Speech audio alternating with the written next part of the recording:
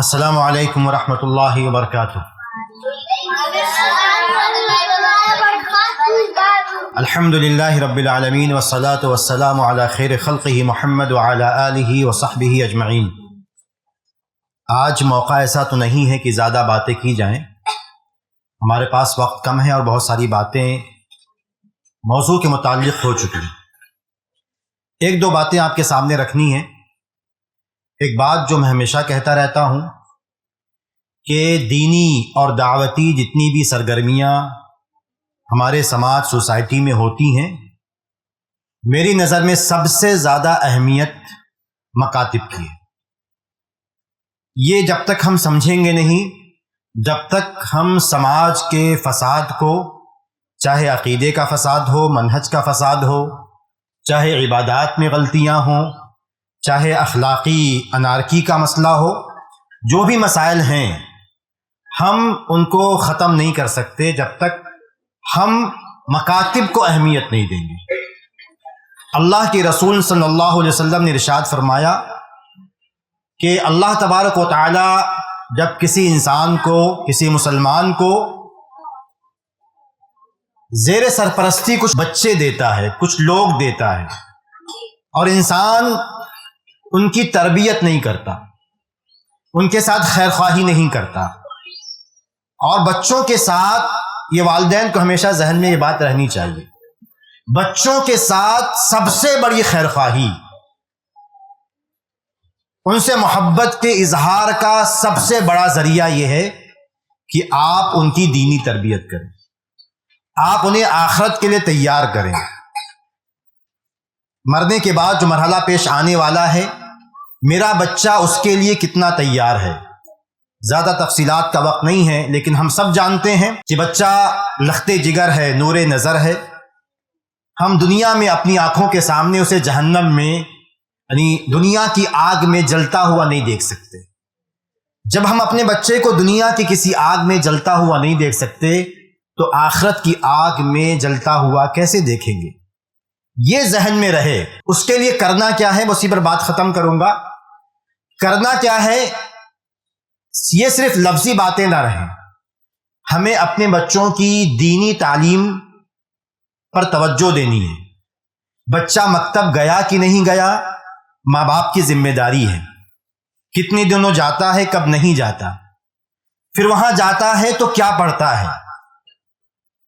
جب بچہ واپس جاتا ہے مکتب سے، ہم اسکول کے ہوم ورک کا ریویژن کرواتے ہیں، یاد کرواتے ہیں، بیٹھاتے ہیں۔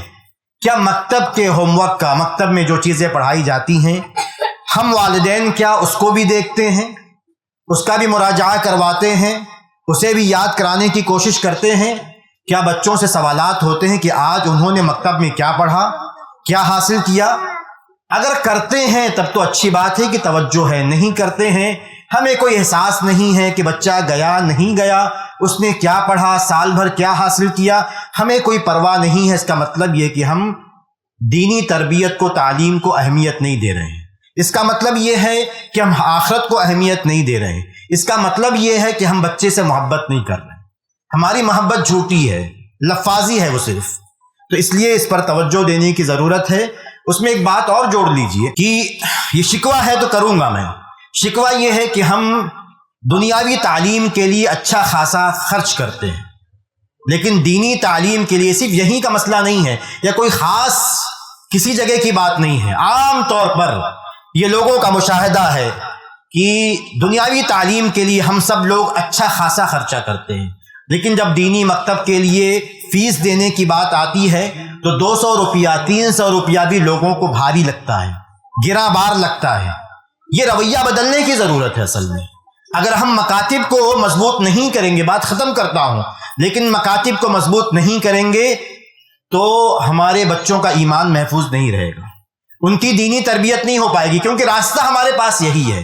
باقی باہر کی دنیا تو سیریلز کی دنیا ہے، شارٹس کی دنیا ہے، واٹس ایپ کی دنیا، فیس بک کی دنیا، انسٹاگرام کی دنیا، ہزاروں دنیا کی رنگینیاں ہیں جو بچوں کو اپنی طرف کھینچتی ہیں۔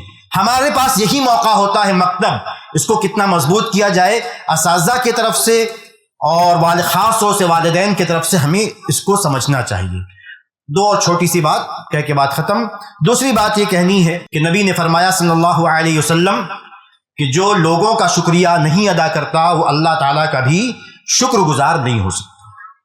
تو اساتذہ بلا شبہ شکر گزاری کے مستحق ہیں، ہر قسم کی تحسین کے مستحق ہیں، شاباشی کے مستحق ہیں کہ انہوں نے بچوں کو پورے سال، آسان نہیں ہوتا، پورے سال بچوں کو پڑھایا ہے، ان کی شرارتیں جھیلی ہیں، ان کے بہت سارے مسائل جو ہے وہ برداشت کیے ہیں، صبر کیا ہے. بچوں کو پڑھانا صبر والا کام ہے. یہ نبی کی مشن کا حصہ ہے، نبی کے مشن کا حصہ ہے. نبی نے فرمایا انما بعثنی معلما، کہ اللہ تبارک و تعالیٰ نے مجھے معلم، سکھانے والا، پڑھانے والا بنا کر بھیجا ہے. اس لیے یہ اساتذہ کا منصب، ان کا یہ کام بہت بڑا کام ہے.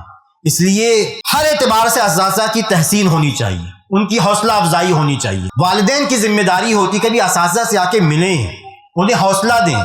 ہمارا رویہ کیا ہوتا ہے کہ اگر اتفاق سے کسی بچے کو کسی استاذ نے تھوڑا سا مار دیا تو شکایت کرنے جلدی آ جاتے ہیں، لیکن اس استاذ نے پورے سال محنت کی ہے، بچوں کی شرارتوں پر صبر کیا ہے، بہت کچھ جھیلا ہے، تو اس کی حوصلہ افزائی کے لیے، اسے شاباشی دینے کے لیے، اس کی ڈھارس بڑھانے کے لیے، اس کو حوصلہ دینے کے لیے کوئی نہیں آتا. یہ منفی رویہ ہمارے سماج کا ہے جو نہیں ہونا چاہیے. اور تیسری بات کہہ کے بات ختم کرتا ہوں کہ اسی طرح شکر گزاری کے مستحق ہیں مہمان حکم صاحبان جو یہاں آج آئے.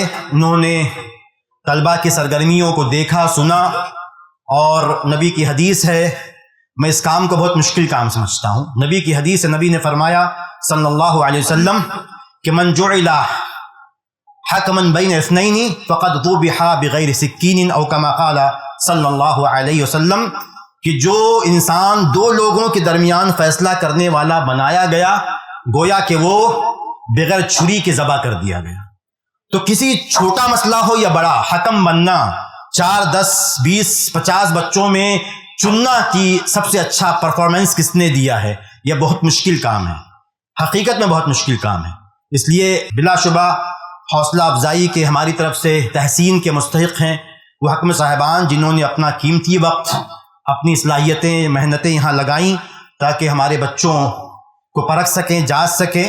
اور اللہ تعالیٰ ہم سے جو ہو پائے، لیکن اللہ تعالیٰ سے دعا ہے کہ اللہ تبارک و تعالیٰ ان تمام اساتذہ کو، حکم صاحبان کو آخرت میں بہترین بدلہ عطا فرمائے. آمین. والسلام علیکم ورحمۃ اللہ وبرکاتہ. ایسے ہی فائدہ مند اسلامک ویڈیوز دیکھنے اور منہج سلف پر کتاب و سنت کی تعلیمات کو عام کرنے میں ہمارا تعاون کریں تاکہ آپ کے لیے ذریعہ نجات، جنت کے حصول کا سبب، ساتھ ہی مال میں برکت و اضافے کا ذریعہ بھی بنے.